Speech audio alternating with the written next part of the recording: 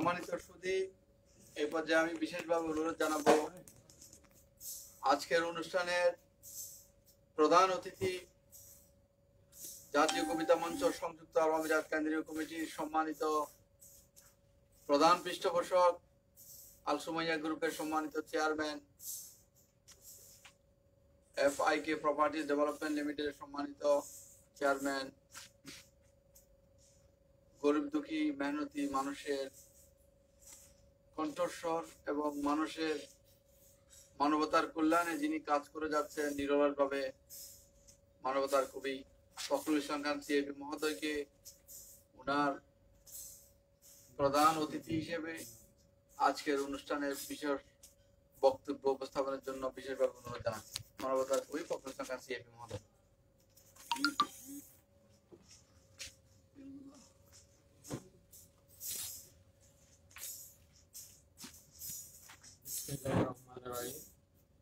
আসসালামু আলাইকুম ওয়া রাহমাতুল্লাহি ওয়া বারাকাতুহু।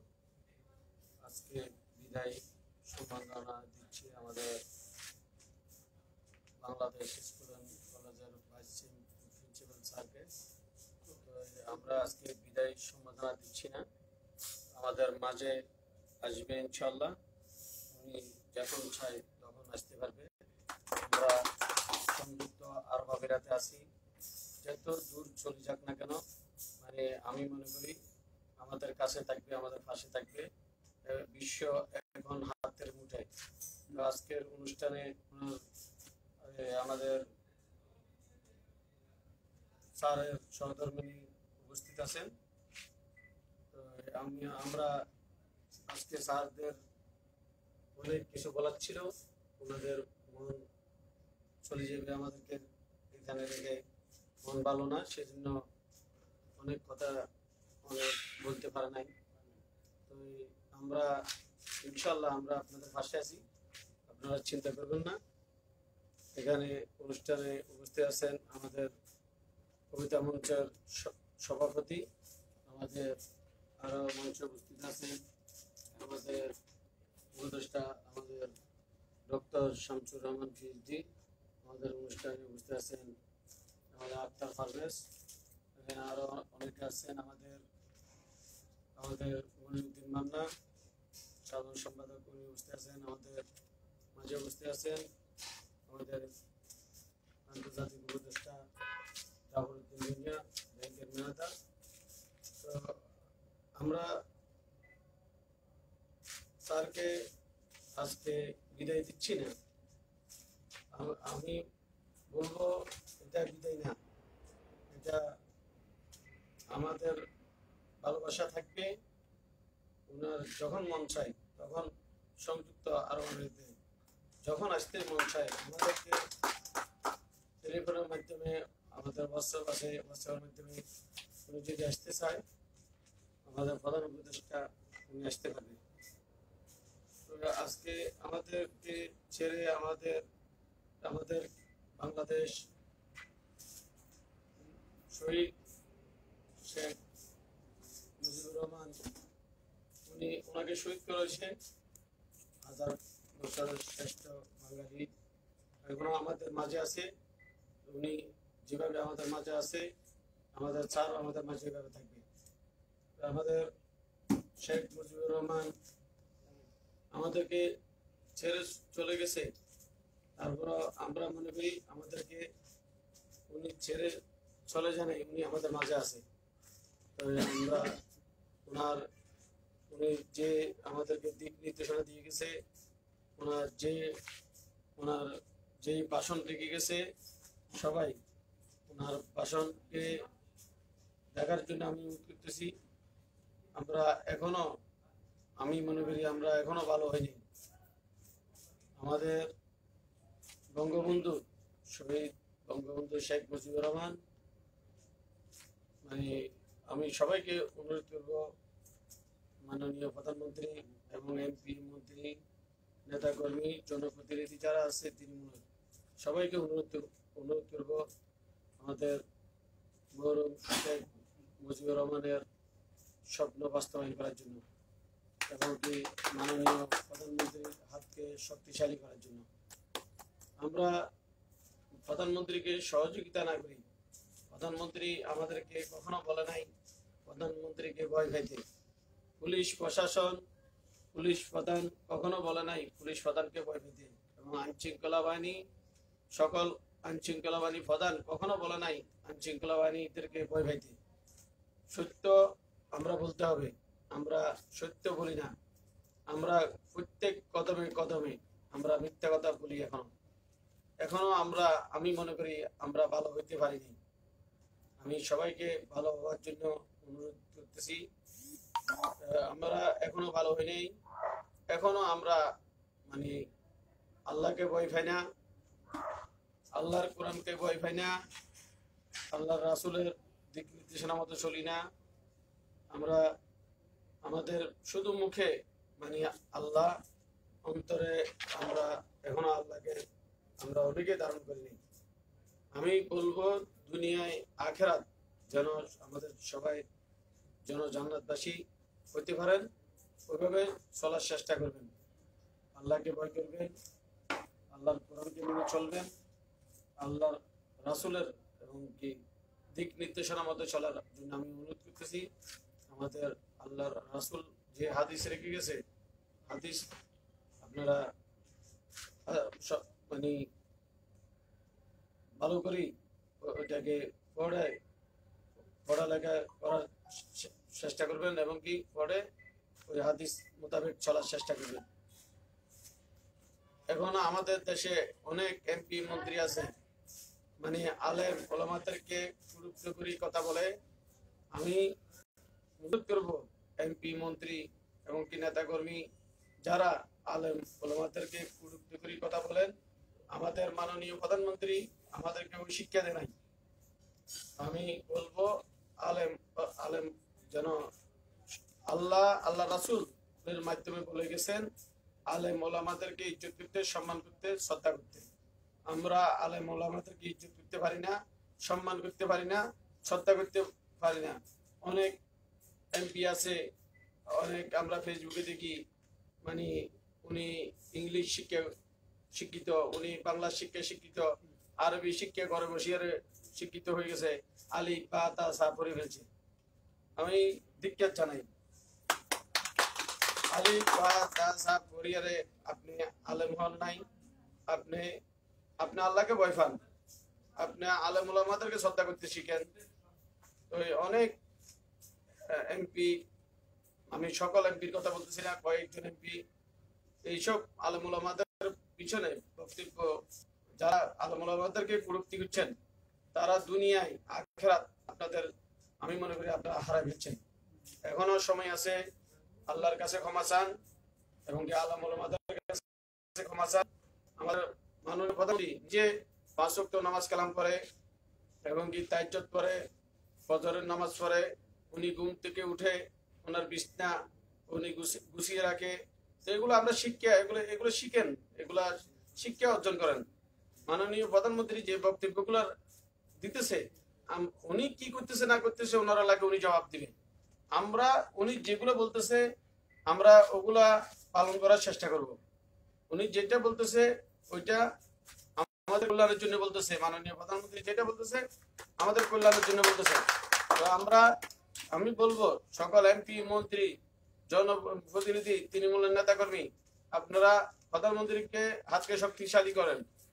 হ্যাঁ, প্রধানমন্ত্রী উনি নিজে কখনো বলে নাই আমি সারা জিন্দিগির জন্য প্রধানমন্ত্রী। উনি কখনো বলে নাই আমি জিন্দিগির জন্য প্রধানমন্ত্রী মানে যে আসুক না কেন, আমরা প্রবাসী সংযুক্ত আরব আমিরাতে, আমরা সারা বিশ্বের প্রবাসী। আমি বলবো, অনুরোধ করব, সরকার এখন বর্তমান বাংলাদেশ সরকার মাননীয় প্রধানমন্ত্রী আছে, ওনাকে আমরা শক্তিশালী করার জন্য সহযোগিতা করতে হবে। উনি আমাদেরকে বারবার আমাদেরকে সিএবি হিসেবে ঘোষিত করছে এবং আমাদের প্রবাসীদেরকে সম্মান দিতে জানছে, উনি সম্মান দিয়েছে। তো আমি বলবো আমাদের দেশকে শক্তিশালী করতে হবে, আমাদের দেশের জনগণের স্বার্থে আমাদের সরকারকে সহযোগিতা করতে হবে। আমি বলবো সরকারকে সহযোগিতা করেন, মানে বর্তমান সরকার যেই সরকার হোক না কেন, আমরা মানে বর্তমান আওয়ামী লীগ সরকার আছে, আমরা আওয়ামী লীগ সরকারকে সহযোগিতা করে যাব। যে সরকার মানে আমি বলবো যে সরকার আসুক না কেন বাংলাদেশে, আমরা সবসময় আমরা সরকারের ভাষায় দেখতে হবে। তো আমি অনুরোধ করব, আমরা অনেকে মনে করি আমরা অনেক শিক্ষিত, আমরা অনেক জ্ঞানী, অনেক গুণী, অনেক শিক্ষা নুরাগী। আমি বলবো অনেক শিক্ষিত আছে যে আমি মনে করি রিকশাওয়ালার যোগ্য মানে রিকশাওয়ালার যোগ্যতা নাই, রিকশাওয়ালার যোগ্যতা নাই অনেক শিক্ষিতর কাছে।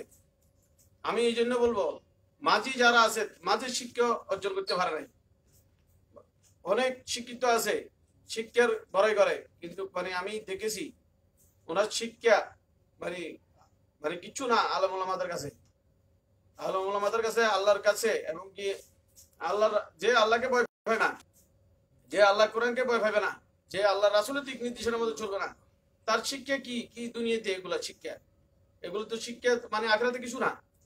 হ্যাঁ, যখন আমরা দুনিয়া থেকে চলে যাব তখন তখন মানে আমাদেরকে যখন দাফন করবে তখন জিজ্ঞাসাবাদ করা হবে। মানে আমাদেরকে আমাদেরকে 3 থেকে 4টি প্রশ্নের উত্তর যদি দিতে পারি, আমরা তখন থেকে দাফন করার প্রশ্নের উত্তর দিতে পারলে তখন থেকে আমাদের রূহকে জান্নাতের সাথে কানেকশন করে দিবে। আর যদি আমরা খারাপ কাজ করি, আমরা চুরি করি, আমরা ডাকাতি করি, আমরা খুন খারাপি করি, আমরা অন্যায় যত রকমের অন্যায় আছে অন্যায় কাজ করি, আমরা মারার পরে অনেকে বলে যে মরে গেলে মনে হয় বেঁচে গেছে, মরে গেলে বেঁচে যান নাই, মরে গেলে আমরা ফেসে গেছি। আমি মনে করি মরে গেলে ফেসে গেছেন, মরে গেলে যদি ভালো কাজ করি গেলে বেঁচে গেছেন, খারাপ কাজ করি গেলে মরে গেলে ফেসে যাবেন। আপনারা আমি সবাইকে অনুরোধ করব এবং সংযুক্ত আরব আমিরাতের আমাদের প্রবাসী ভাই বোনদেরকে অনুরোধ করব এবং কি সারা বিশ্বের প্রবাসী ভাই বোনদেরকে অনুরোধ করব, সারা বাংলাদেশের জনগণকে, এমপি মন্ত্রী এবং কি নেতাকর্মী, জনগণের প্রতিনিধি, তৃণমূলের নেতাকর্মী, আমি সবাইকে অনুরোধ করব আল্লাহকে ভয় পান। মাননীয় প্রধানমন্ত্রী বলে নাই ওনাকে ভয় পাইতে, ওনাকে শ্রদ্ধা করতে শিখেন, বঙ্গবন্ধুকে শ্রদ্ধা করতে শিখেন। বঙ্গবন্ধুকে আমরা আমরা বঙ্গবন্ধু আমরা স্বপ্ন বাস্তবায়ন করার চেষ্টা করতেছি প্রবাসে বসে, কিন্তু আমরা এখান থেকে শত শত কোটি টাকা আমরা রোজগার করে বাংলাদেশে পাঠাচ্ছি। অনেক নেতাকর্মী টিটকারি করে বলে আপনি আপনি তো সংযুক্ত আরব আমিরাতে থাকেন, সংযুক্ত আরব আমিরাতের গান গাইবেন। এই মানে আমি বলবো যে ভাই বলছেন এখনো সময় আছে, তওবা করেন, আপনার কথাটা একদম রং। আমরা সংযুক্ত আরব আমিরাতে থাকি, আমরা শেখ জাইদে আমাদের মরুম শেখ জাই আমাদেরকে মানে যে শিক্ষা দিয়ে গেছে আমরা ওনাকে আমরা ফলো করি। সংযুক্ত আরব আমিরাতে শেখ জাই গরিবের বন্ধু ছিলেন, উনি গরিবদেরকে ভালোবাসতেন, সারা বিশ্বের গরিবদেরকে ভালোবাসে। এমনকি ওনার দেশের শেখ এবং কি লোকাল এবং কি প্রবাসী বাংলাদেশি, পাকিস্তানি, ইন্ডিয়ান এবং সারা বিশ্বকে উনি ভালোবাসতেন, বিশ্ব জনগণকে ভালোবাসতেন, বিশ্বের গরিব মেহনতি মানুষকে ভালোবাসতেন। আমরা ওনার কাছে অনেক কিছু শিখছি। আমি যখন 93-তে দেশে আসি আমরা শেখ জাহিদকে দেখছি, কাছে থেকে দেখছি। আমরা এখানে আমাদের এয়ারপোর্ট রোড ইফতার মাঠে উনি নামাজ পড়তে আসতেন, একদম সাধারণ মানুষ হিসেবে আসতেন। তো আজকে আমরা এই দেশে আমরা স্বাধীন আছি। আমি শেখ জাহিদের আমি ওনার জন্য সবসময় দোয়া করি, আমরা যেন আমাদের এই শেখ জাহিদ যেন জান্নাতুল ফেরদৌস আল্লাহ রাব্বুল আলামিন দারাজ করে এবং কি সকল শেখদেরকে যেন হায়াত দারাজ করে এবং কি সকল শেখের এবং কি প্রশাসন এই দেশের প্রশাসন আমাদেরকে যদিও কেস থাকে আমাদেরকে গ্রেফতার করতে আসলো, প্রথম আমাদেরকে সালাম দিয়া আমাদেরকে জিজ্ঞাসাবাদ করে, জিজ্ঞাসাবাদ করি, তারপর মানে যদি অপরাধ করি থাকি আমাদেরকে গ্রেফতার করবে সম্মানের সাথে। তো আমরা চাই আমাদের দেশ বাংলাদেশ, আমি পুলিশ প্রধান কি যত প্রধান আছেন, র্যাবের প্রধান, সেনাবাহিনীর প্রধান এবং কি ডিবির প্রধান, সিআইডির প্রধান, সকল প্রধানের উদ্দেশ্যে আমি বলতেছি, আপনারা যদি চান বাংলাদেশকে যৌথভাবে 24 ঘন্টার মধ্যে সংযুক্ত আরব আমিরাতের মতো করতে পারবেন। আপনারা সকল সন্ত্রাসীদেরকে চিনতেছেন, আপনারা সকল সন্ত্রাসীদেরকে চিনেন। তো আপনাদের অনেক ভালো প্রশংসা আছে, আপনাদের খারাপ দিকগুলো আছে। তো আপনারা যারা খারাপ করে মাননীয় প্রধানমন্ত্রী কারোকে সাথে নাই। আমাদের এই মেজর সিনেকে যখন মেরে ফেলছে, মানে একজন এসআই যখন গুলি করে মেরে ফেলে লিয়াকত, তখন এসআই ওসিকে ফোন দেয়। ফোন দেওয়ার পরে আমাদের ওসি সাহেব আসে, ওসি প্রদীপ আসে। ওসি প্রদীপ আসিয়ারে ওনার যখন যখন দেখতেছে ওনার রু আছে, ওসি প্রদীপ আবার ওনাকে গুলি বর্ষণ দেয়। ওনাকে মৃত্যু নিশ্চিত করে ওসি প্রদীপ ওনাকে হসপিটালে পাঠাই দিয়েছেন। তো আজকে মাননীয় প্রধানমন্ত্রী ওসি প্রদীপকে ছাড়ে নাই, ওসি লিয়াকতকে ছাড়ে নাই, আমাদের সিলেটের আমাদের এসআই আকবরকে ছাড়ে নাই। ইন্ডিয়া থেকে ধরে নিয়ে আসে এবং জনগণ সহযোগিতা করছে। জনগণ আইনের হাতে হস্তক্ষেপ করছে, আইনের হাতে উঠে দিছে। এবং কি মাননীয় প্রধানমন্ত্রী কারোকে ছাড়ে নাই। মাননীয় প্রধানমন্ত্রী সিলেটে যে দর্শন হয়েছে, তাদের স্বামীর হাত থেকে কেড়ে নিয়ে গেছে, তাদেরকেও ছাড়া নাই। আজকে আমি এত কথা বলার উদ্দেশ্য, আমাদের প্রধান উপদেষ্টা ওনাকে ফাঁসের কখন পাই জানি না, সেজন্য আমি আমার মনের কথাগুলো আমি তুলে দিচ্ছি, যেন আমাদের প্রধান উপদেষ্টা যেন দেশে গেলে যেন আমাকে ভুলে না যায়। মানে আমরা ওইভাবে চলার চেষ্টা করি। আমরা আমাদের স্যারের কাছ থেকে আমরা শিক্ষা অর্জন করছি। আমরা ওনার ভালো দিকগুলো আমরা আমরা আমরা ইয়ে করি, আমরা অর্জন করি। আমরা খারাপ দিকগুলো আমরা কারো খারাপ দিকগুলো আমরা আমরা আমলে আনি না।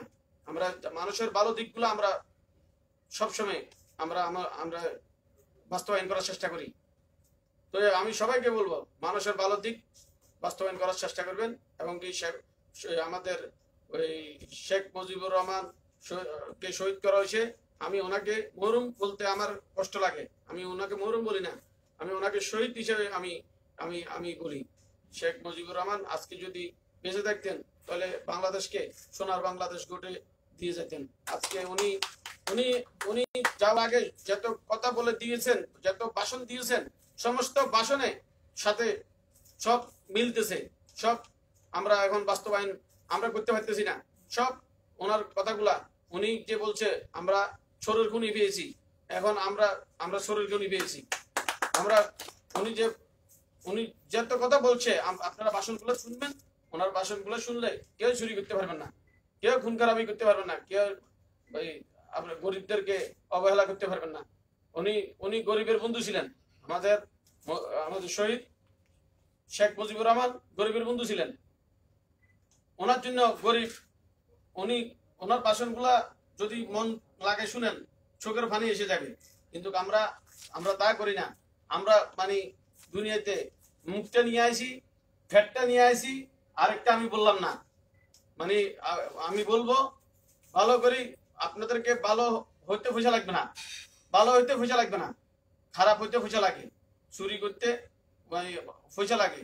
মানে চুরি করতে হলে আমরা আমাদের ইজ্জত সম্মান, আমরা পয়সা চুরি করতে পারবো, কিন্তু আমাদের ইজ্জত সম্মান আমাদের চলে যাবে, ইজ্জত সম্মান পাওয়া যাবে না। আমরা ছোট চোরকে দড়ি মেরে ফেলি, কিন্তু বড় বড় চোরকে আমরা কিছু ভয় বলি না। আমরা আরো তাদেরকে আমরা বলি আমাদের বট গাছ, আমাদের এই অমুক, আমাদের সুমুক, মানে আমাদের অনেক মানে বলতে গেলে অনেক কথা। কিন্তু মানে যারা বট গাছ হয়ে বসে আছেন, কিন্তু মানে কি করতেছেন আপনারা যদি আপনাদের কাছে আমরা যদি ভালো শিক্ষা যদি পাইতাম, তাহলে আমরা আজকে খারাপ পথে যেতে পারতাম না। আমি কারোকে আমি টার্গেট করে বলতেছি না, আমি সবাইকে বলবো যারা আমাকে ভালোবাসেন আমি তাদেরকে ভালোবাসি, যারা আমাকে ভালোবাসেন না আমি তাদেরকেও ভালোবাসি। এই জন্য একমাত্র ভালো হওয়ার জন্য ভালো হয়ে যান। আমি দেখতেছি এখনো আমরা ভালো হই নাই, এখনো ভালো হই নাই। আমি যেগুলো বলতেছি এগুলো শুনবেন, এই কান্দি শুনবেন, কান্দি বের করে দিবেন। কিন্তু মানে কেউই আমরা এখনো কি করু না, আমরা আসল করু না, আমরা খারাপ, আমাদের খারাপের কারণে আজকে আল্লাহ কোভিড-19 আজকে করোনা ভাইরাস আল্লাহ দিয়েছে সারা পৃথিবীতে। সারা পৃথিবী ঠান্ডা হয়ে গেছে। এখন এখন আমরা মানে করোনাকে যদি ধরতে পারতাম, আমরা করোনা কিলো হিসেবে বিক্রি করতাম। মানে ওরকম আমরা মানুষ। আমরা আমরা যদি মানে করোনা ধরা যাচ্ছে না, যদি ধরা যেত তাহলে মানে দুশ্মনী করার জন্য করোনাকে ধরে কিলো হিসেবে বিক্রি করা শুরু করতে বাঙালি। আমরা এত ডেঞ্জারাস বাঙালি। তো আমি আমি এই জন্য বলতেছি, আমার অনেক দুঃখ, অনেক কষ্ট। আমরা এই দেশ থেকে টাকা রোজগার করি, বাংলাদেশে পাঠাই, আমরা শত শত কোটি টাকা পাঠাইছি, কিন্তু কোনো ইজ্জত নাই, সম্মান নাই, কোনো শ্রদ্ধা নাই। জবরদখল চলতেছে, আমার জায়গা জবরদখল করে। আমি অনেকটা মামলা করছি।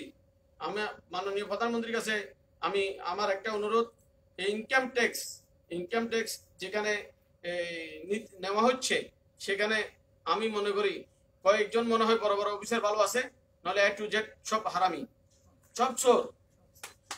মানে আমি ইনকাম ট্যাক্স সরকারকে দেওয়ার জন্য আমার কাছে 50 লক্ষ টাকা চায়, আমার কাছে আমার একটু ভুলের জন্য 50 লক্ষ টাকা চাচ্ছে। তো আমি বলছি আমি 1 টাকাও দিব না, আমি দিল্লি সরকারকে দিব। আমার দরকার হলে আমার 100 বার তদন্ত করক, আমি 1 টাকাও দিব না, আমি দিল্লি সরকারকে দিব। আমার কাছে 50 লক্ষ টাকা দাবি করে সাধারণ ভুলের জন্য। আমি এফআইকে একটা কোম্পানি করছি, আমার ব্যক্তিগত অ্যাকাউন্ট থেকে আমি 8 থেকে 10 কোটি টাকা আমার ওই এফআইকে কোম্পানিতে ট্রান্সফার দিয়েছিলাম। ওই টাকা আমি আবার দাঁত দিয়েছিলাম, ওই টাকা আমি নিয়ে আবার খরচ করে ফেলছি। আমি জায়গা কিনে ফেলছি, হ্যাঁ প্রপার্টি কিনে ফেলছি। তো বলতেছে যে কি কোম্পানির টাকা মানে আপনার নামে কেন নিয়ে গেছেন? আরে আমার কোম্পানিও আমার, টাকাও আমার, সবকিছু আমার। আমি দাঁত দিছি, আমি নিয়ে গেছি। মানে তাদেরকে বুঝাইতে পারি না, তারা মানে পয়েন্ট পেলে টাকা। হ্যাঁ, আমার কাছে 50 লক্ষ টাকা চাই। আমার উকিল সহ জড়িত আছে। তো আমি এখন আবার আরেকটা নতুন উকিল তৈরি হয়েছে, ওই উকিলের মাধ্যমে আমি কাজটা করাতেছি। আমি বলছি যে কি আমি 1 টাকাও দিব না, আমাকে যদি এই ফাইন করে সরকার আমি সরকারকে দিব, ফাইন করলে করক, আমি সরকারকে দিব। তারপর আরেকটা দুই ভুল আছে মনে হয় এখানে। আমার আরেকটা ভুল হলো যে কি আমি তাকে খরিদ করছি, ওই দলিলগুলো আমার উকিলে দেখে নাই। ওই দলিলগুলো যখন আমার উকিলে দেখে নাই, তখন মানে ইনকাম ট্যাক্স অফিসাররা ফাইন পাইছে, হচ্ছে কি আপনি এই দলিল দেখান নাই, মানে এগুলো দেখান নাই। তো আরেকটা ফাইন পাইছে কেন, মানে এই দুটোটা ফাইন পাওয়াতে 50 লক্ষ টাকা আমার কাছে দাবি করে। আমি বলছি আমার যারা দায়িত্ব পালন করতেছে, আমি 1 টাকাও দিব না, আমি দিলে সরকারকে দিব। সরকারকে দিলে জনগণের কাজে লাগাতে পারবে সরকার। আর আমি আইনগত ব্যবস্থা নিব, মানে আইনগত ভাবে আমি সরকার থেকে আমি যেভাবে আইনের সহযোগিতা পাওয়ার দরকার, আমি সরকারের সহযোগিতা কামনা করব। এবং কি আইন শৃঙ্খলা বাহিনী এবং কি আমাদের যারা বিচারক আছেন, তাদের কাছে আমি আবেদন করব ক্ষমা, মানে সুন্দর দৃষ্টিতে দেখার জন্য। মানে আমি ঘোষ দিব না। তো আজকে আমরা উপর থেকে নিচ পর্যন্ত সবাই আমরা হারাম খাইতেছি, সুযোগ পেলে হারাম খাইতেছি। তো আমার কোম্পানির মধ্যে অনেক দুর্নীতিবাজ আছে, কিন্তু আমি ওদের এখন নাম প্রকাশ করব না। মানে মানে আমার মুখে বাঁচতেছে, আমি কিভাবে নিজের করার কথা বলবো। আমি সবাইকে বলবো, আমার কোম্পানির মধ্যে যারা দুর্নীতি করতেছেন, তারা এখনো সসম্মানে যারা আমার টাকা খেয়েছেন, এগুলা মানে এখনো সময় থাকতে, ইজ্জত থাকতে, সম্মান থাকতে আমার টাকাগুলা আমাদের বাড়িয়ারহাট সিটি সেন্টারে আব্দুর রহিম আছে, ওখানে পৌঁছা দিবেন। নইলে আমি কিন্তু মানে আইনগতভাবে আমি তো আমার আদালতে বিচার করব, তারপর মানে সরকারের আদালতে আমি হস্তান্তর করে দিব। আইনগত আমি র্যাবের হাতে উঠে দিব যদি আমার টাকা যদি মানে সুন্দর মতে দিয়ে না আসেন। আমি সবাইকে অনুরোধ করতেছি সুন্দর মতে ইজ্জতের সম্মানে টাকা দিয়ে আসবেন, নইলে আমি আমার আদালতে বিচার করতে করতে আমি মানে প্রশাসনের কাছে নিয়ে যাব। ভিডিও ফুটেজ দেখাইতে তারপর মানে তখন আমার আদালতে বিচার করতে করতে আমি প্রশাসনের কাছে নিয়ে যাব। তো তখন আমি সরকারের এবং প্রশাসনের সহযোগিতা কামনা করব। মানে আপনারা মনে করেন না বিচার হবে না, সবার বিচার হচ্ছে এখানে, সবার বিচার করতেছে মাননীয় প্রধানমন্ত্রী। আমাদের ডক্টর হসপিটালের মালিক শাহিদের বিচার হয়েছে, সাবরিনার জেলে আছে বিচার হয়েছে, ফাবিয়ার বিচার হয়েছে, সম্রাটের বিচার হয়েছে, সবার বিচার হচ্ছে। যারা যারা প্রবাসীদেরকে হয়রানি করতেছেন তাদেরও বিচার হচ্ছে, কিন্তু আমরা চোখে দেখতেছি না। সরকার সবার বিচার করতেছে। আমি দেখছি ফেসবুকে মানে যারা এয়ারপোর্ট হয়রানি করতেছেন তাদের মানে প্রবাসীদেরকে সরকার বিচার করতেছে। হ্যান্ডকাপ পায়ে মানে হাতে পায়ে হ্যান্ডকাপ লাগাইছে, ডান্ডা বেরি লাগাইছে। তো আমরা অনেকে আমি দেখি না হিসেবে আমরা সরকারের দোষ দিয়ে দিই। সরকারের দোষ আপনারা যাচাই বাছাই করে দিবেন। সরকার বিচার করতেছে সবার, কিন্তু মানে আমরা তো সবাই চোর। মানে কোথায় কয়জনে বিচার করবে? এখন তো আমাদের সারা শরীরে ব্যথা, এখন সরকার মানে কোথায় লাগাবে? মানে আমাদের ব্যথা কোথায় মলম লাগাবে? হ্যাঁ, তো আমি সরকার সরকার একজনে কি করবে? আমরা তো সবাই চোর। আমরা সবাই সহযোগিতা করতে লাগে তো সোনার বাংলাদেশ মানে সরকার গঠন করতে পারত, শেখ মুজিব সব বাস্তবায়ন করতে পারত। তো আমি সবাইকে অনুরোধ করবো ভালো হয়ে যান, ভালো হয়ে যান। মানে সরকার কখনো সরকার প্রধানমন্ত্রীকে ভয় পাইতে বলে নাই। আপনারা ভালো হয়ে যান, সরকারকে সহযোগিতা করেন এবং কি দুনিয়ায় আখিরাতের ভয় যেন থাকে আপনাদের কাছে। আল্লাহকে ভয় করেন, আল্লাহর কোরআনকে ভয় করেন। আপনারা আপনারা আল্লাহ রাসূলের দিক নির্দেশনা মতো চলেন, তাহলে কিছু লাগবে না। ফাঁসুক নামাজ কালাম করেন, মা বাবার সেবা করেন। আমি সবসময় আমার অন্তরে থাকে যে মা বাবার সেবা করবেন। আপনারা চুরি করতে হবে না, ডাল ভাত খেয়ে আপনারা সুখে দুনিয়া থেকে চলে যেতে পারবেন। ইনশাল্লাহ ইনশাল্লাহ সাংবাদিক আমার সাথে আছে। ইনশাল্লাহ সাংবাদিক মানে দেশে এবং বিদেশে সাংবাদিক, সকল সাংবাদিক আমার সাথে আছে। আমাদের এনটিভি এবং কি হারিস ভাই এবং কি আরো বড় বড় সাংবাদিক অনেকে আছে, মানে সংযুক্ত আরব আমিরাতের আছে এবং কি বাংলাদেশের সকল সাংবাদিক আমার সাথে আছে। আমাদের মিরসরায় অনেক সাংবাদিক আছে। হ্যাঁ, তো সবাই সহযোগিতা করবে ইনশাল্লাহ, সবাই সহযোগিতা করবে। মানে আমাদের মানে ইনকাম ট্যাক্স এটা আমি মামলা করব ওই আমাদের উকিলের নামে আর ইনকাম ট্যাক্সের অফিসারের নামে যারা 50 লক্ষ টাকা আমার কাছে চাঁদা চাইছে তাদের নামে আমি মামলা দিব। তারপর আমি তাদেরকে আইনের আওতায় নিয়ে আসবো ইনশাল্লাহ। তো আমার অনেক লম্বা বক্তব্য রেখে দিছি। আমাদের আপনি কখনো মনে করবেন না আপনি দূরে চলে গেছেন, আমাদেরকে রেখে গেছেন, বাংলাদেশ চলে গেছেন। এখন বিশ্ব এখন হাতের মুঠে, যে কোনো সেকেন্ডে আমাদেরকে দেখতে পাবেন আপনি। আর আমাদেরকে টেলিফোন করবেন, আমাদেরকে হোয়াটসঅ্যাপ করবেন। এখানে আমাদের কবি মুসা এবং আমাদের কবি মান্না এমনকি আমাদের জাফর সাহেব এবং সবাই আছে, আমাদের ডক্টর স্যার এবং কি আমাদের আঙ্কেল ফারবাসউদ্দিন আক্তার, সবাই ফেসবুক আছে। আপনি ফেসবুকে সবাইকে পেয়ে যাবেন, সবাইকে পাবেন। তো আপনারা ভালো থাকেন, আপনারা যেখানে থাকবেন ভালো থাকবেন, সুখে থাকবেন। আপনার দাওয়াত রইল বারিয়ারহাট সিটি সেন্টার, খান সিটি সেন্টার আমার বারিয়ারহাটে আছে, হাইওয়ে রোড লোকে, ওখানে আমার ফ্ল্যাট বাড়ি সমস্ত কিছু আছে। এবং কি চট্টগ্রাম শহরে আমার ফ্ল্যাট বাড়ি এবং বাড়ি গাড়ি সবকিছু আছে। আপনাদের জন্য সব ফ্রি, আপনারা যখন যাবেন সব ফ্রি। আপনারা শুধু টেলিফোন করবেন, আমাকে হোয়াটসঅ্যাপ বলে দিবেন, আপনারা যেখানে বলবেন সেখানে আমার গাড়ি পৌঁছে যাবে। তো আমরা আপনাদের সুখ শান্তি কামনা করি। আমি এখন বিদায় নিব। সবাই ভালো থাকেন এবং কি সারা বিশ্বের প্রবাসী ভাই বোন এবং সংযুক্ত আরব আমিরাতের, আমি যখন আরব আমিরাতে আছি, সংযুক্ত আরব আমিরাতের প্রবাসী ভাই বোনদের সুখ শান্তি কামনা করতেছি। সারা বিশ্বের প্রবাসীদের ভাই বোনদের সুখ শান্তি কামনা করতেছি এবং বাংলাদেশের জনগণের সুখ শান্তি কামনা করতেছি। এবং মাননীয় প্রধানমন্ত্রী আরো যেন মানে আলেমদের প্রতি মানে সুদৃষ্টি রাখে, যেন মানে মাননীয় প্রধানমন্ত্রীকে ভুল তথ্য যেন না দেয়। আমি দেখলাম মানে আলেম ওলামা কখনো সরকারের বিরোধিতা করে না। আমি দেখলাম যে সরকারের বিরোধিতা করতেছে না আলেম ওলামা চাইছে যে আমাদের মহরম এবং শহীদ শেখ মুজিবুর রহমানের জানাত না ফেরদৌসের যেন করে ওই কামনা করতেছে। আলেম ওলামারা ওইটা চাইতেছে।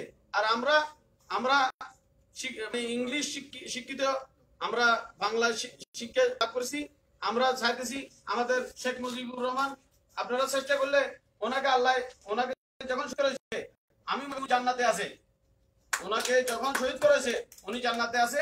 আর যারা আমরা যারা শেখ মুজিবুর রহমানের মানে দেরকে শেখ মুজিবের যে আমরা সমালোচনা করি, শেখ মুজিবের ওনাকে নিয়ে যারা আমরা কুরুক্তি করি, তারা আমরা গুনাহগার, তারা আমরা আমাদের নিজের জান্নাত আমরা নিজে হারাইতেছি। তো আপনারা মানে আলেম ওলামাদেরকে মানে ছোট নজর দেখবেন না। আলেম ওলামাদেরকে আপনারা আপনাদের যারা আমি কয়েক খারাপ থাকতে পারে, ওইটা ব্যক্তি হিসেবে খারাপ, কোনো সব আলেম ওলামা খারাপ হতে পারে না। আলেম ওলামা আমার সাথে আছে, আলেম ওলামা এখন সরকারকে ভালোবাসে। ওনারা কখনো চাইছে না যে সরকারের পতন, ওনারা চাইছে সরকারের সহযোগিতা করার চেষ্টা করতেছে। আমাদের বঙ্গবন্ধুকে যেন জান্নাতুল ফিরদৌস দারাজ করে, ওনারা ওইটা দোয়া করতেছে। আর আমরা যারা শিক্ষিত, মানে ইংলিশ শিক্ষায় শিক্ষিত, বাংলা শিক্ষায় শিক্ষিত, আমরা কিভাবে মানে জান্নাতের দিকে ঠেলে দিব ওইটা চেষ্টা করতেছি। কিন্তু মানে আপনারা জান্নাতের দিকে ঠেলে দেওয়ার চেষ্টা করলো, আমি মনে করবো শহীদ শেখ মুজিবুর রহমান উনি জান্নাতবাসী, ওনাকে শহীদ করা হয়েছে, এই জন্য আমি মনে করি জান্নাতবাসী। তো মানে আপনারা যারা মানে ওই যারা আমরা উল্টা পাল্টা কাজ করতেছি আমরা গুনাহগার। আমরা যারা শেখ মুজিবুর রহমানকে নিয়ে বাড়াবাড়ি করতেছি মানে অন্যায় ভাবে, আমরা গুনাহগার। আমি বলবো গুনাহগার হবেন না, ভালো করি আল্লাহকে ভয় করেন, মানে আল্লাহর কোরআনকে মেনে চলেন, আর মানে আল্লাহ রাসূলের দিক নির্দেশনা মতো চলেন, আর আল্লাহ উলামাদেরকে শ্রদ্ধা করেন, দেখবেন যে আপনাদের ইজ্জত সম্মান বেড়ে যাবে। সবাই ভালো থাকেন, সুস্থ থাকেন, এই কামনা করে আমি বিদায় নিচ্ছি। আমাদের প্রধানমন্ত্রী, এটা আমি ধন্যবাদ জানাচ্ছি, আপনি খেয়াল করেন নাই। মাননীয় প্রধানমন্ত্রী, বাংলাদেশ সরকার মাননীয় প্রধানমন্ত্রী আমাকে 2018-2020 মানে পররাষ্ট্রমন্ত্রী এবং এমপি মন্ত্রী মানে সকলকে আমি ধন্যবাদ জানাচ্ছি সংযুক্ত আরব আমিরাতের প্রবাসীদের পক্ষ থেকে এবং সারা বিশ্বের প্রবাসীদের পক্ষ থেকে। আমাদেরকে সিএবি নির্বাচিত করছে। আমার ইমেল আইডি 38islam38@gmail.com। আমাদের বাংলাদেশ সরকার মানে সিএবিও দিছে যে 38% কে। আর একটা কথা না বললে নয়, এই বছর মানে আমার ওয়াইফের ওনার বয়সও 38, সব 38 এর সাথে মিলে গেছে। মাননীয় মন্ত্রীকে অসংখ্য ধন্যবাদ এবং কি সকল এমপি মন্ত্রীকে মানে অসংখ্য ধন্যবাদ এবং কি তৃণমূল নেতা কর্মী যারা আছেন তাদেরকে অসংখ্য ধন্যবাদ। আর আমি মাননীয় প্রধানমন্ত্রীকে আরেকটি কথা না বললে নয়, আর আমাদের মিরসরাই 1 নম্বর আসনের আমাদের এমপি মহোদয়কে আরেকটা কথা না বললে নয়। আমাদের এমপি মহোদয় আমি এবং কি মাননীয় প্রধানমন্ত্রী আমাদের এমপি মহোদয় এবং কি সকল এমপি মহোদয়কে আমি অনুরোধ করব, আপনারা নেতা বানাবেন ইলেকশনের মাধ্যমে, যেন প্রধানমন্ত্রীকে 100-100 ভালোবাসে, আপনাদেরকে যেন মানে 100-100 ভালোবাসে। আপনারা আমরা যেন মানে সিলেকশনের নেতা না বানাই। সিলেকশনের নেতা বানাবেন, তাহলে যাদেরকে বানাবেন তারা আপনাদেরকে ভালোবাসবে, বাকি আপনাদের দলের লোকেরা আপনাদেরকে ভালোবাসতেছে না। আপনারা সৎ ভালোবাসা আপনারা পাবেন যদি ইলেকশনের মাধ্যমে নেতা তৈরি করেন।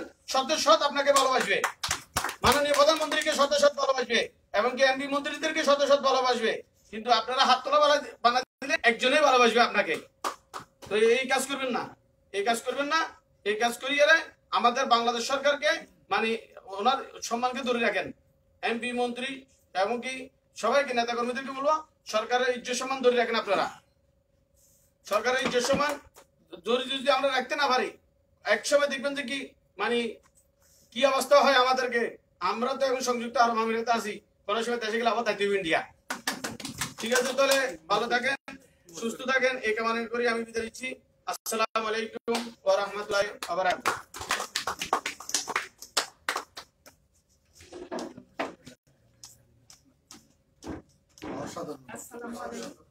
আমি আবার একটু কথা না বলতে পারছি না। সরকারের তো আপনি অনেক প্রশংসা করেছেন, আপনার কি নিজের কোনো গুণ নেই? হ্যাঁ, উনি কি আপনি আমাকে কি চাইতে দেবে? ওই উপাধি তো আমাকে দিবে না, ওই গুণ আমার হবে না। কিন্তু ওনার গুণে উনি গুণান্বিত।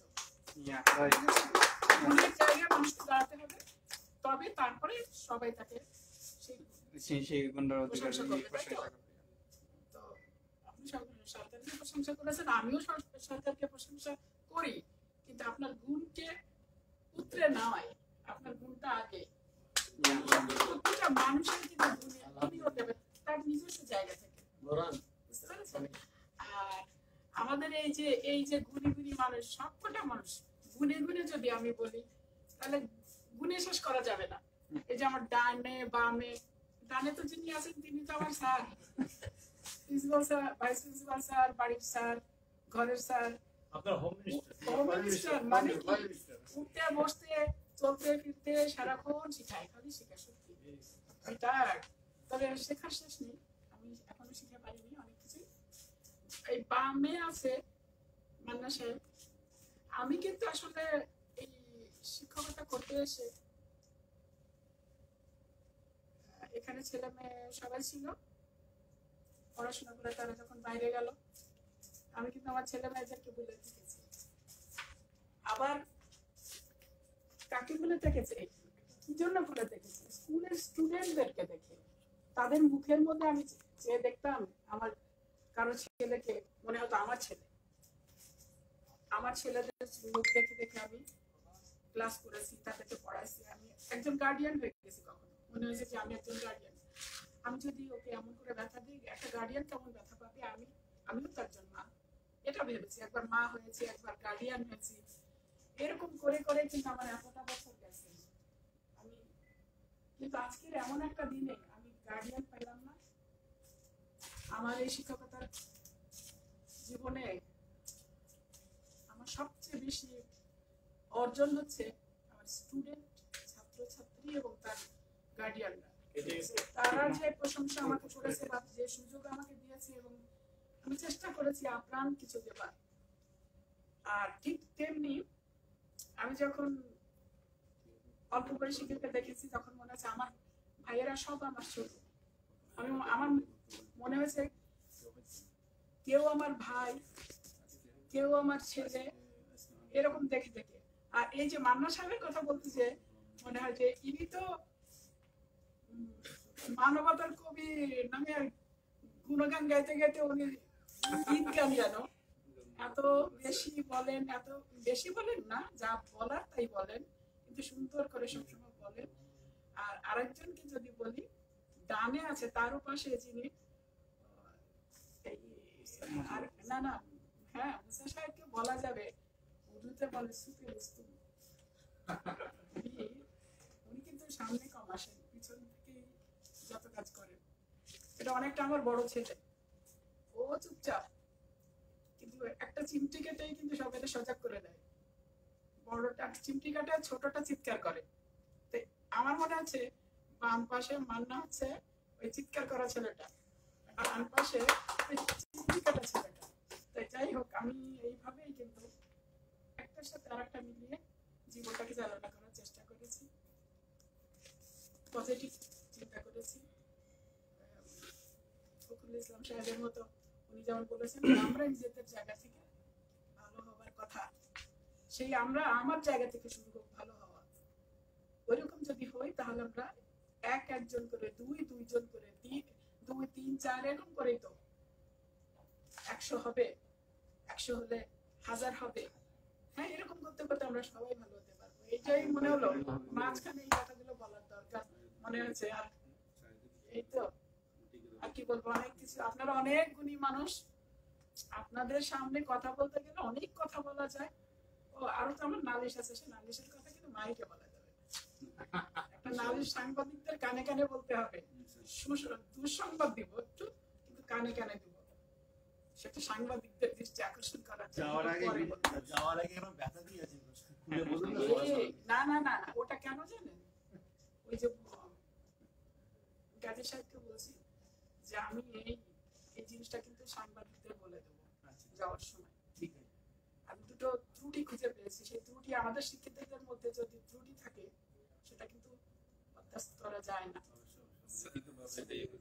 স্যার আপনার পরিচয়টা সংক্ষিপ্ত উপস্থাপন। আমার পরিচয় কিছু নেই, শুনেন আমি একটা পরিচয় বলি, আমার ফেসবুকে আমার ছেলে ফেসবুকের আইডি খুলে দিয়েছে, আর না আছে সেখানে কিছু, স্কুলেও পড়িনি আমি, কলেজেও পড়িনি আমি, কোথাও চাকরিও করি না, আমি কোথায় বাস করি তাও নেই। তো হয় কি দুনিয়ার যত ছোট ছোট বয়সের ছেলে পেলে এমনকি যে একটা ছবি আপনারা দিয়েছেন যা, তাই দেখে একজন দাঁড়িয়ে বুড়ো লোকটা বেশ লাইনে আছে, আমি চুপ করে থাকি, একটা তো রয়েছে ওই আল্লাহ আরো আছে, ওনার চেয়ে বয়সী আছে, অনেক কিছু আছে। আমি ওনাকে একটু বলি, বললে বলে কি তোমারই শুধু খালি সবাই রিকোয়েস্ট করে, বিশ্বাস হয় না। ফ্রেন্ড রিকোয়েস্ট বসে আছে বুঝছেন, আজকে ওই রিকোয়েস্টে একজন বয়সী মানুষ মনে হয় ইয়াতে মেসেঞ্জারে সে কেমন করে মেসেঞ্জারে ঢুকছে আমি জানি না। এখন আমি সাড়া দিলে পরে তিনি আমার উত্তর দেবেন। দেখি আমি উত্তর দিব না, দেখি কি হয়। তাই আসলে আমার পরিচয় দেওয়ার কথা নিয়ে কিন্তু এই কথাগুলো বলছি। আমি একজন সাধারণ মানুষের মেয়ে। আমার আব্বা এলএমএফ ডাক্তার ছিলেন, আর মোটামুটি সামাজিক কাজও করতেন এক সময়। আমি তার চতুর্থ কন্যা। আমাদের বড় কোনো ভাই ছিল না, আমরা 4 নম্বর, আমি 4, আমার পরে যত ভাই। কিন্তু দুঃসংবাদ এই যে আমার যে ভাই, আপনারা কেউ জেনেছেন কিনা জানি না, 2017 সালে প্যারিসে মহিত আহমেদ নামে একটা ছেলে মারা যায়। ফেসবুকে কিন্তু খুব আসছিল। আমি আমার ভাইয়ের মৃত্যু দেখেছি এখানে বসে, যে আমার ভাই মারা যাচ্ছে, কিভাবে মারা যাচ্ছে, মেশিনে কেমন করে কাজ অকেজো হয়ে যাচ্ছে, সবকিছু। খুব আলোড়ন সৃষ্টি হয়েছিল। আমি চিৎকার করে কেঁদেছিলাম সেদিন, যে ও আর থাকবে না। খুব ইচ্ছা মতো কেঁদেছিলাম। তো সত্যি সে চলে গেল। যাওয়ার পরে প্যারিসবাসী তাকে যে সম্মান দেখিয়ে লাশটা দেশে পাঠিয়েছে। আমি যাইনি দেশে, কিন্তু লাশ দেখা, ওর বিদায়, ওর সমস্ত উপস্থাপনাগুলো আমি দেখেছি। এই হলো আমার, আর ও ছিল আমার পরে। তো এমনি করে আমি তো 4 নম্বর মেয়ে, আমার বাবার 10টা ছেলের মধ্যে আমি 4 নম্বর। আমার পরে ভাই, এরপরে লাস্টে আর 2জন আছে। এই আমার, আর তো আমি মিসেস কাজী আব্দুল রহিম। আর কিছু বলবো? শিক্ষকতার যোগ্যতা কোয়ালিফিকেশন আমার এই যোগ্যতার কথা বলছি। আমি শিক্ষকতা করার বাংলাদেশ ইসলামী স্কুলে, ওখানে তো যত কষ্টের মধ্যে দিয়ে আমি ঢুকেছি, কতবার পরীক্ষা দিয়েছি তার ঠিক নাই, আর কতবার আমাকে ধাক্কা দিয়েছে তারও ঠিক নাই। যখন আমি ওখানে স্থিতি, আমি দাঁড়ালাম যখন, তারপরেও কিন্তু আমাকে ধাক্কা দিয়ে ফেলে দেওয়ার মতো অনেক পরিস্থিতি হয়েছে। এই কথা নাই বা বলি, যে সহে সে রহে। তো এই কথাটাকে সত্যি মনে করেছি। আর আব্বা আম্মার একটা জিনিস ছিল, সবসময় বলতেন সবকিছুতে সহ্য করলে সবকিছু পাবা, তার আগে নয়। আসলে এই কথাই সত্যি। সহ্য করার ক্ষমতা থাকতে হবে, দম রাখতে হবে। তবে একটা জিনিস মনে এটাও ছিল যে দেখি এরপরে কি হয়। দম নিয়ে কাজ করতে হবে। শক্তি নিজেই সাহস অর্জন করতে হবে নিজের মধ্যে দিয়ে। ভালো মানুষকে অনুকরণ করতে হবে। এই অনেক ব্যথা আছে, দুঃখ আছে, ছেলে মেয়ে এখানে ছিল, অনেক কষ্টের ফলে এই পর্যন্ত আসা। তারপরেও কিন্তু যে অর্জন, আমার বাড়িতে হবে এখন 5 জন ইঞ্জিনিয়ার। আমার 2 ছেলে ইঞ্জিনিয়ার, 2টা ছেলের বউ, তারাও ইঞ্জিনিয়ার, এবং আমার মেয়েটা ভবিষ্যৎ ইঞ্জিনিয়ার। আল্লাহর রহমতে এটাও কিন্তু বাংলাদেশ ইসলামিয়া স্কুল যাই করুক না কেন, সেখানে পজিটিভ কিন্তু এটা পাওনা আমার পেয়েছি আমি। তার জন্য সেই স্কুলকে ধন্যবাদ দিতেই হয়। সেখানে ভালো মন্দ মানুষের কথা নাই বলি, মন্দের ভেতর দিয়ে উত্তরণের যে কাহিনী, সেটাই। তারপরে তারা এখান থেকে চলে গেছে, কিন্তু আমরা রয়ে গেছি। কিন্তু অন্য সন্তানগুলোকে অনেক গার্ডিয়ানের, অনেক স্টুডেন্ট এখন বিদেশে, দেশে বিভিন্ন ভাবে যোগাযোগ করে। ভালো লাগে। ডাক্তার, ইঞ্জিনিয়ার, কত যে পদে, কত ভাবে কোন স্টুডেন্ট আছে যাদেরকে মনে রাখতে পারিনি এত স্টুডেন্টের মধ্যে, তাও ভালো লাগে। কিন্তু যাই হোক, অনেক কিছু বললাম, দ্বিতীয়বারের মতো অনেক কিছু বললাম। আর কি, কথা তো শেষ হয় না। ঠিক আছে, দোয়া করবেন সবাই। আল্লাহ হাফেজ। আসসালামু